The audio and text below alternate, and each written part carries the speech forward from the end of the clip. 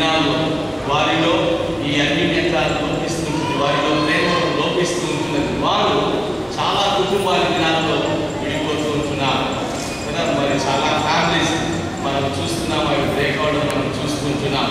కానీ ఇక్కడ దేవుని యొక్క వాక్యం ఏమంటుందనగా, తల్లిదండ్రులైనా విడిచిపెట్టి వారు మరి భార్య భర్తలు హత్తుకొని వారిద్దరు ఏకశక్తులుగా ఉంటారని మరి జ్ఞాపకం చేస్తున్నాం. అది గొప్ప మర్మం అని తెలియజేస్తున్నాను. అనగా తల్లిదండ్రులను విడిచిపెట్టమని కాదు, కానీ అంతకు మించి ఈ భార్యను ప్రేమించాలని మరి జ్ఞాపకం చేస్తున్నాం.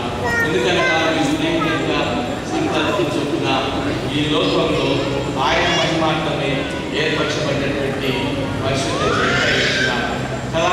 మరి మీ జీవితకాలం అంతా కూడా ఆ దేవుని చిత్తాన్ని నెరవేర్చాలి.